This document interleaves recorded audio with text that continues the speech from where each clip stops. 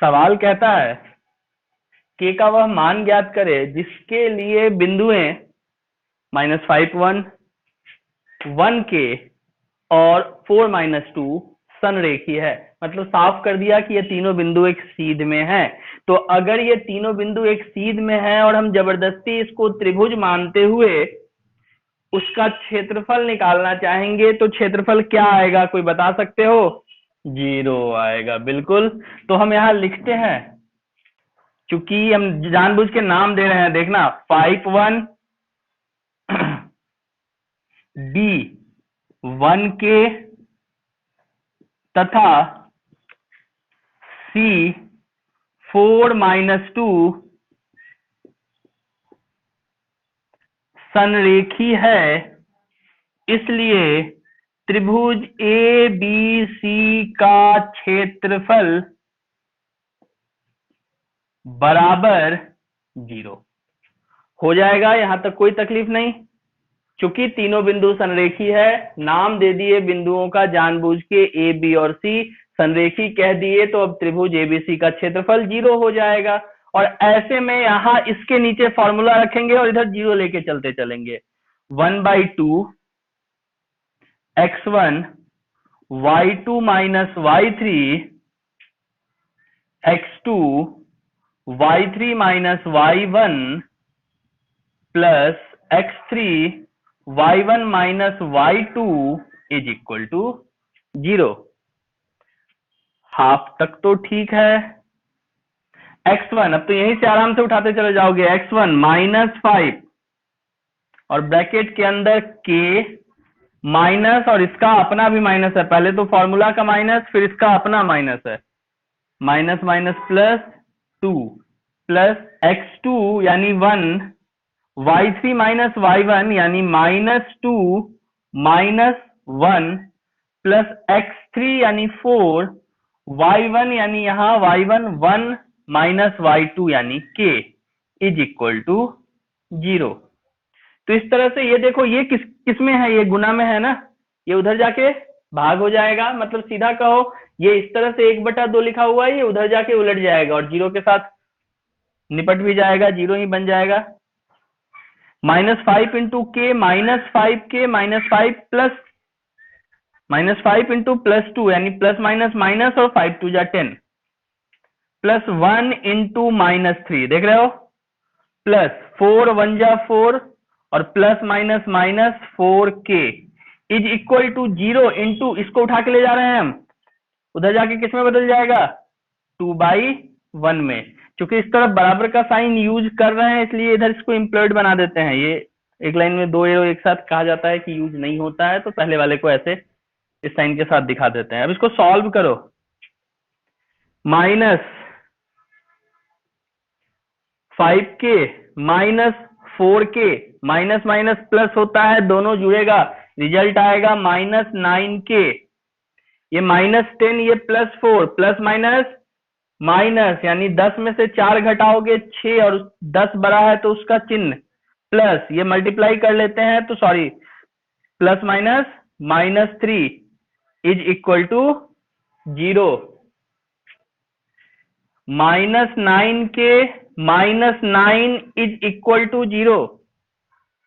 अब 2 उपाय है, या तो कॉमन लो या उधर ले जाके कटा दो। -9k इज इक्वल टू 9 क्या हो जाएगा, k इज इक्वल टू 9/-9, ये और ये कट के कितना आया 1, सॉरी -1 बचेगा, तो -1 हो गया तुम्हारा आंसर।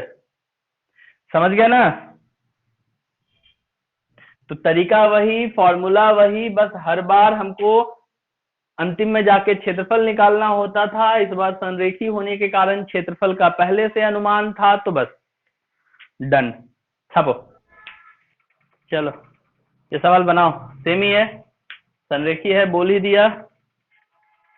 के किन मानों के लिए इतना इतना और इतना संरेखी है, मतलब 3 बिंदु दिए हुए हैं, इसको एबीसी लेके तुम फिर उसी तरह से लिख लोगे।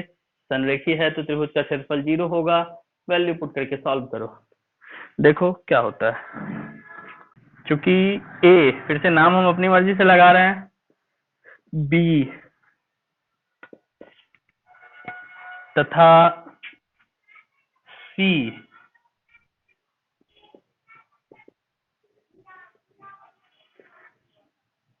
संरेखी है, इसलिए त्रिभुज ए बी सी का क्षेत्रफल बराबर 0। Formula 1/2 x1 y2 minus y1 y3 x2 y3 minus y1 plus x3 y1 minus y2 is equal to 0। चलो वैल्यू रखते हैं, देखते हैं। 8 minus 2k minus minus plus 5, 3 -5 और फिर -1 plus k 1 minus minus plus 2k is equal to 0। 1/2 को अभी उधर ले जाएंगे, बाकी अंदर सॉल्व करते हैं। 8 दूना 16 -16k प्लस 8 पंचे 40 प्लस सॉल्व कर ले। देखो 5 और 1 6 माइनस माइनस प्लस -6 को 3 से गुना करना है, 6 3 जा 18, तो ये हो जाएगा कितना -18 और इसको भी मल्टीप्लाई कर दो तो प्लस के और plus 2k square is equal to 0 into 2/1। ये 1/2 था, उधर जाके उलट गया 2/1 हो गया, हालांकि अब तो गायब ही होना है उसको।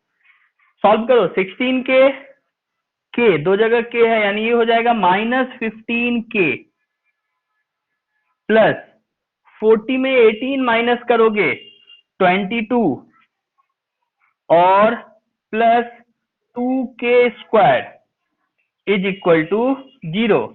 इसको सीधा कर लो, 2k square plus -15k plus 22 is equal to 0। अब देखो क्वाड्रेटिक इक्वेशन के फॉर्म में आ गया है, द्विघात समीकरण के रूप में। तो द्विघात समीकरण तो तत्काल तुम नहीं सीखे, पर इतना समझते हो कि इसका जो मध्य पद है उसको तोड़ के, यानी गुणनखंड वाले तरीके से तुम मान निकाल सकते हो।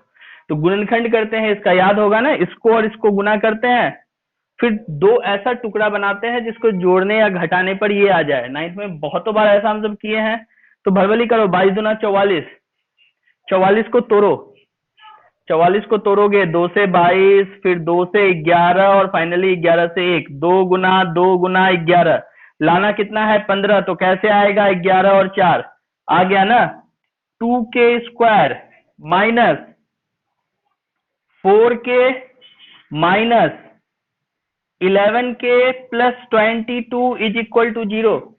एक तो तरीका ये है, दूसरा तरीका क्या है कि जब बाहर में माइनस होता है तो माइनस लिख दो और अंदर 15 लाने के लिए तुमको क्या करना है, दोनों को जोड़ना है, तो जोड़ दिए। ये भी तरीका है, एक स्टेप इसमें ज्यादा लग जाता है।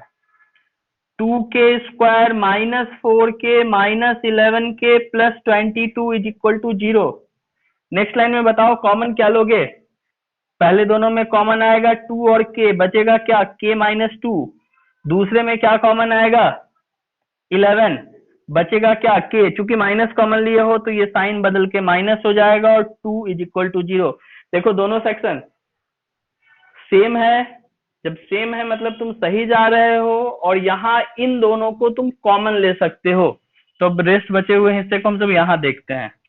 k माइनस 2 दोनों से कॉमन ले लो, तो बच क्या गया 2k minus 11 is equal to 0। अब लोग ऐसे भी कहते हैं, एक बार अंदर वाला लिख लो, एक बार बाहर वाला लिख लो, कोई खास अंतर नहीं है। अब इसके बाद हम क्या करेंगे, अब हम k minus 2 is equal to 0 और 2k minus 11 is equal to 0, k is equal to 2 और k इज इक्वल टू 11/2। यहाँ डायरेक्ट लिख दिए, 11 पहले उधर ले गए और बाद में 2 उसके नीचे आ गया, दो वैल्यू आ गया है। अब दोनों वैल्यू तुम यहाँ पुट कर सकते हो, यानी दो k के दो ऐसे वैल्यू होंगे जिसके लिए ये जो बिंदु है ये क्या होगा, ये होगा संरेखी। समझ गया ना।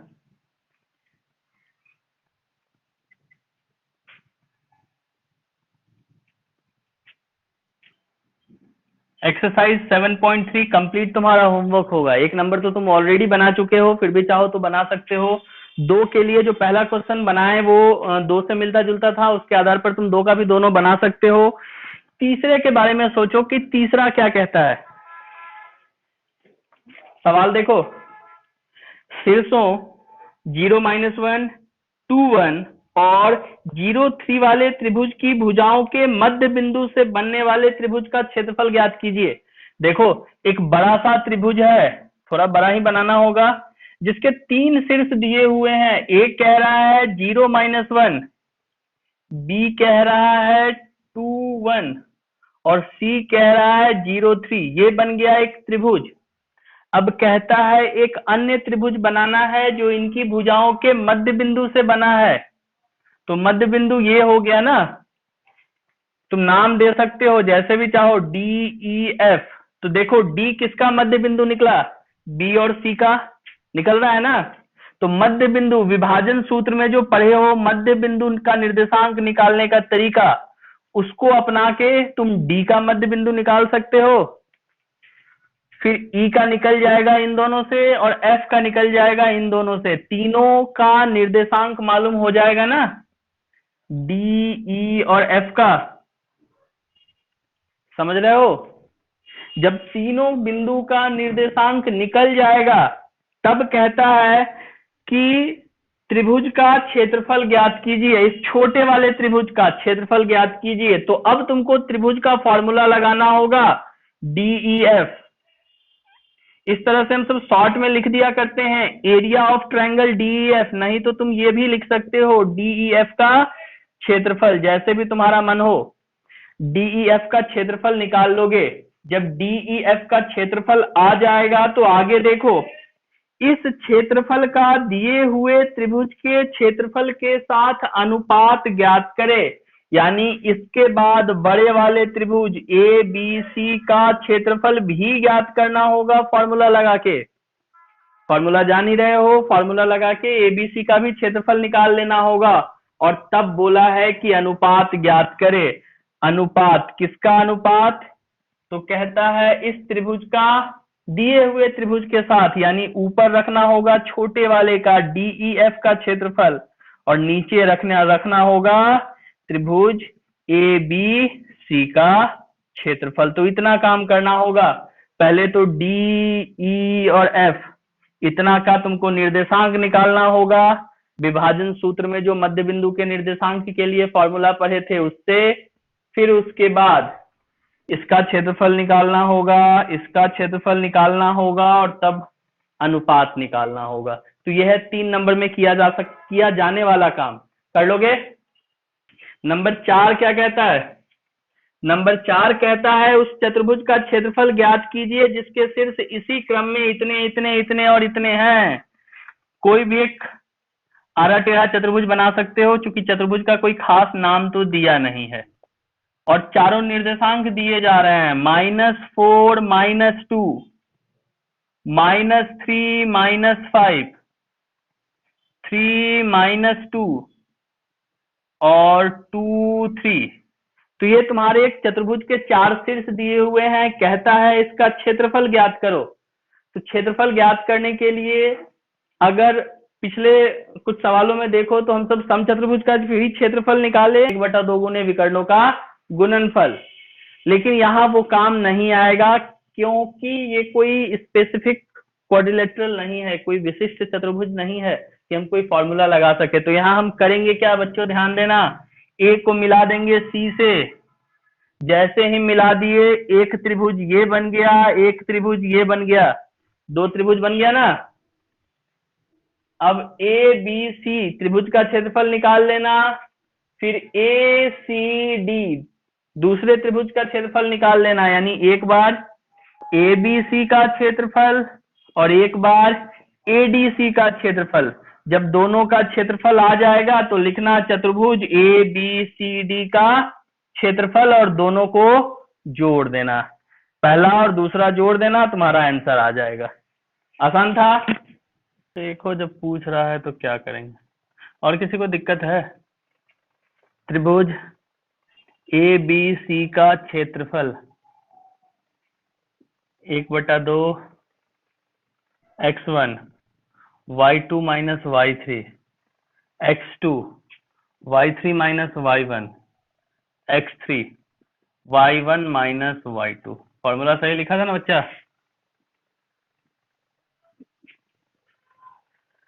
x1 का वैल्यू क्या ऐसे खींचा था? कोई नहीं, सब सही बनाने आना चाहिए। y2 -5 minus minus plus 2 x2 -3 y3 -5 y3 sorry y3 -2 और वापस से y1 minus minus plus 2 plus x3 यानी 3 y1 यानी -2 y2 यानी माइनस माइनस प्लस 5। जगह का दिक्कत होगा क्योंकि एक और त्रिभुज का क्षेत्रफल निकालना है, इसलिए इसको हम थोड़ा सा शॉर्ट कर देंगे। अब स्टेप खा जाते हैं एक दो। सॉल्व करो। प्लस माइनस माइनस, 5 में से 2 गया 3, -3 यहाँ बच गया, इस जगह -3 और इस जगह -4, रिजल्ट हो गया 12। -3 और -4, माइनस माइनस प्लस, 4 3 जा 12। ठीक है, ये प्लस माइनस माइनस देख लेना गौर से, प्लस माइनस माइनस घट गया, 2 में से 0 गया 0, 0 3 से गुना हुआ 0, तो ये पूरा कहानी ही खत्म हो गया 0। ये वाला 5 में से 2 गया 3, 3 तिया 9, तो इस तरह ये जो 12 और 9 21 हो गया, ये तुम्हारा आंसर हो गया 21/2 वर्ग मात्रक। ठीक है, पॉइंट में नहीं बदल रहा है। दूसरा, त्रिभुज ACD का क्षेत्रफल, इस बार फॉर्मूला नहीं लिखेंगे, एक ही सवाल में बोले हैं, 2-3 बार फॉर्मूला है तो बार बार लिखना जरूरी नहीं होता है समझने के लिए। ये हो गया -4 x1 y2 minus y3 plus x2 y3 minus minus plus y1 हो गया, plus x3 y1 minus minus plus y2। तो एक बार फिर से मिला लो, ये रखे फिर ये माइनस ये है, फिर ये रखे तो ये माइनस ये है, और फिर ये रखे तो ये माइनस ये है। हो गया 1/2। जल्दी जल्दी सॉल्व करो, माइनस माइनस प्लस दोनों जुड़ेगा, 3 2 5, ये 3 है 2 5 है, -5 ये हो गया, -4 ये हो गया, माइनस माइनस प्लस, 5 4 जा 20, 20 हो गया, 3 2 5 तिया 15 हो गया ना, और ये प्लस माइनस माइनस 0 0, कहानी खत्म हो गया। तो इस तरह से 20 15 35/2 हो गया वर्ग मात्रक। दोनों त्रिभुज का क्षेत्रफल आ गया। जगह का थोड़ा सा दिक्कत है, हम इस जगह इसको एडजस्ट कर लेते हैं। चतुर्भुज ABCD का क्षेत्रफल, चाहो तो दोनों त्रिभुज का नाम लिखो, हम सीधा सीधा वैल्यू लिख रहे हैं, जगह का ऐसे भी अभाव है। 21/2 जोड़ 35/2, दोनों को जोड़ेंगे, 5 1 6 और 3 2 5, 56/2, 2 दूना 4 और 2 8 16, 28 वर्ग मात्रक। अब तुम लोग बताओ कि क्या हम भी गलत हैं या आ गया? 5 नंबर अयो, सुनो 9 की पढ़ाई किसको याद है? किसी को नहीं, पढ़ाई कौन था। चलो, कक्षा 9 में आपने पढ़ा है कि किसी त्रिभुज की एक माध्यिका उसे बराबर क्षेत्रफल वाले त्रिभुजों में विभाजित करती है। माध्यिका है, निश्चित ही विभाजित करेगी। माध्यिका होती क्या है तो समझने के लिए समझ लो, किसी त्रिभुज के किसी एक शीर्ष से उसके सम्मुख भुजा पर डाला गया ऐसा रेखाखंड या खींचा गया ऐसा रेखाखंड जो उस सम्मुख भुजा को समद्विभाजित करती है, यानी 2 बराबर भागों में बांटती है, वो माध्यिका कहलाती है। मतलब इस शीर्ष से यहाँ खींच दिया गया, या ऐसा कोई त्रिभुज बनाते और यहाँ से हम इस पर खींचते, तो ये वाला रेखा जो है इसको समद्विभाजित करता, तो ये भी माध्यिका कहलाता। तो एक त्रिभुज में 3 माध्यिकाएं हो सकती है, पर यहाँ तो हम सब सिर्फ एक की बात करेंगे। तो 9th में पढ़ा था कि किसी त्रिभुज की एक माध्यिका उसे बराबर क्षेत्रफल वाले 2 त्रिभुजों में विभाजित करती है। उस त्रिभुज ABC के लिए इस परिणाम का सत्यापन कीजिए जिसके शीर्ष A 4 - 6, B 3 - 2 और C 5 2 है, और माध्यिका का नाम हम D ले लेते हैं, AD। अब चूंकि D BC का मध्य बिंदु है, इसलिए dxy बराबर, फिर से फॉर्मूला लगाना होगा, विभाजन सूत्र, वो भी मध्य बिंदु वाला, ये वाला। इससे d मालूम चल जाएगा ना, इससे d निकल जाएगा, बोलो हाँ, क्या बोलेगा? हाँ, तो जब d निकल जाएगा, इससे और इससे ये निकल जाएगा। अब सुनो, जब d निकल जाएगा तो तुमको करना क्या है, एक बार निकालना है त्रिभुज ABD का क्षेत्रफल, छोटका वाला ये पार्ट, डन। फिर निकालेंगे ACD का क्षेत्रफल, ACD मतलब ये वाला, दोनों त्रिभुज का क्षेत्रफल निकल गया। और एक बार निकालेंगे बड़ा वाला त्रिभुज ABC का क्षेत्रफल, बड़ा वाला, डी का कोई काम नहीं। जब तीनों क्षेत्रफल निकल जाएगा तब चेक करेंगे कि क्या इतना बराबर इतना जोड़ इतना है, समझ रहे हो ना? अगर इतना बराबर इतना जोड़ इतना हो गया मतलब सिद्ध हो गया। तो चेक करने के लिए तुम ऐसे कर सकते हो, ABD का क्षेत्रफल जोड़ ACD का क्षेत्रफल, और बराबर देके इधर दोनों वैल्यू रख देना। वैल्यू रखते रखते मान लो यहाँ 35 या 75 जो भी आता है, याद तो है नहीं हमको कि क्या आएगा, तो उसके नीचे तुम लिख सकते हो त्रिभुज ABC का क्षेत्रफल। तो इस तरह से इधर ये दोनों हो गया, इधर ये हो गया, और तुमको उसके नीचे लिख देना है प्रूव्ड। तो इस तरह से तुमको इतना काम करना होगा। तो ये हो गया सवाल नंबर 5। तो सवाल तो सिर्फ 4 दिए, चूंकि एक तो पहले बना चुके हो, 2, 3 और 4 तुमको बनाना है, और उस 4 में हर एक सवाल के पीछे तुम सबको आधा पौने घंटा खपाना पड़ेगा।